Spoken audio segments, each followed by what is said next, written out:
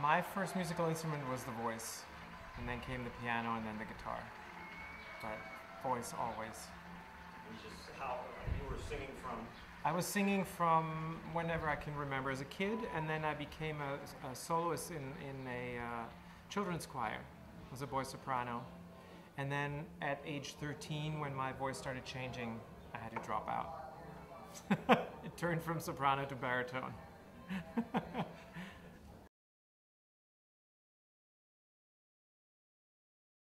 I had a lot of formal music training in playing the guitar. First just folk music and then classical guitar, and also with piano, which was mostly classical piano training. And then later on, when I got really into jazz, I started taking jazz piano lessons. But most of the training was on instruments, not with my voice, and that came much later.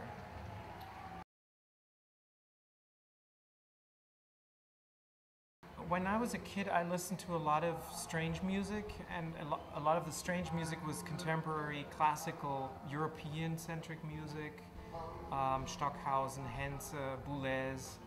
And then a friend of mine at the age of 16 played some Albert Ayler for me, and some Coltrane, and Miles Davis, and I fell in love with the music instantly, and sort of inched my way backward to the traditional, more traditional stuff, and then forward again through some other stuff. But really, it was through the avant-garde and through sounds that I was really interested in jazz.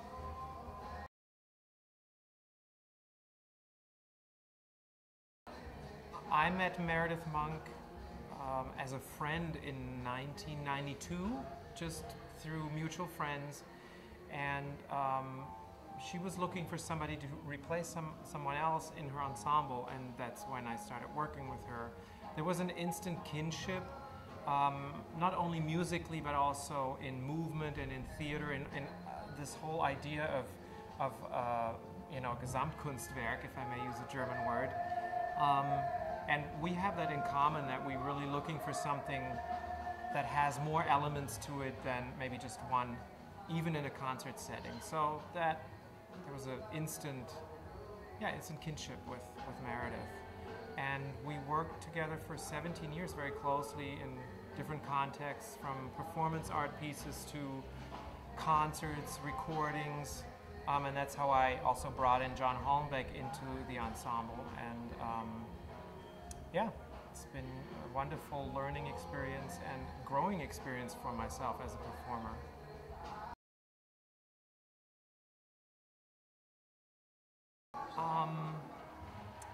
I mean, the Claudia Quintet is such a strong unit by itself.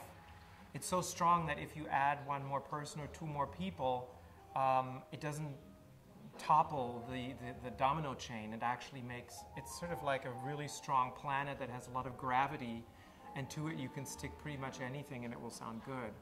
I enjoy working with this band because they are a band. They're not just thrown together musicians that are easily replaceable, but they're a real band.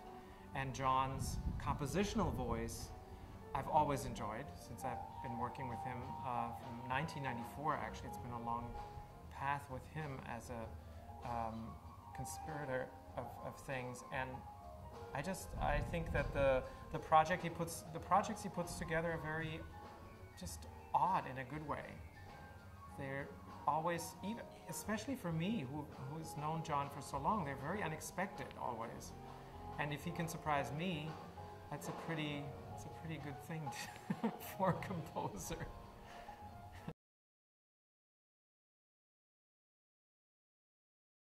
Yeah, I think a big part in jazz is to work with other people and draw inspiration from working with other people. So I always thought, why shouldn't that be the same for a singer?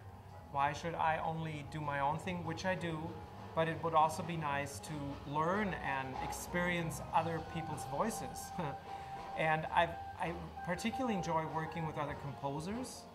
I feel that through that I get a new sense of working on music that expands my own.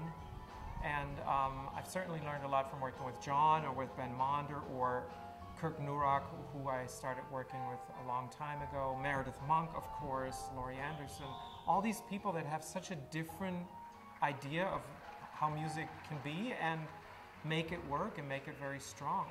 And they also have a very different process of working.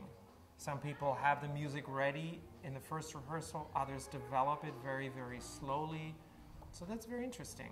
And all these processes are valid and good for me as a growing, as something that I can grow with and grow from.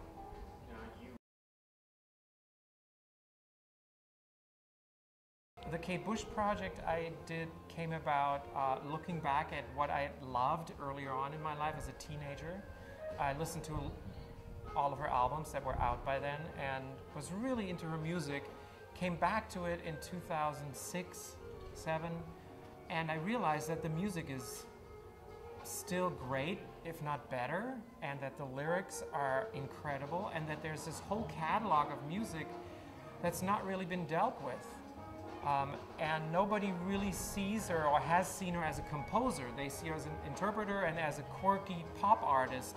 But I think she's a very serious composer and a great thinker.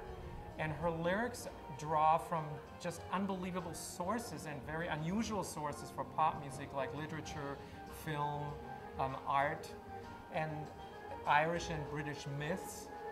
And I thought that was a really interesting idea to try and see if I can reinterpret that music. Sort of like I would take on Thelonious Monk or George Gershwin or any other composer that we as jazz musicians take on, and then breathe different life or new life into this music. The other thing about Kate Bush's music that I find interesting is that there are not that many performances of her music other than the recordings. She did one tour in 1979, ironically called the Tour of Life, and she's done a few appearances here and there on TV or on stage, but never a full tour. She doesn't really perform her own material, and there are a few covers of her songs, but that's all there is out there.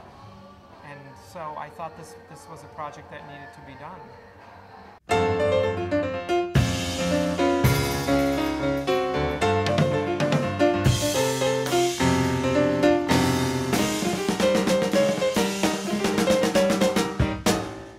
I'm Theo Bleckmann, and for more videos, check out JazzTimes.com.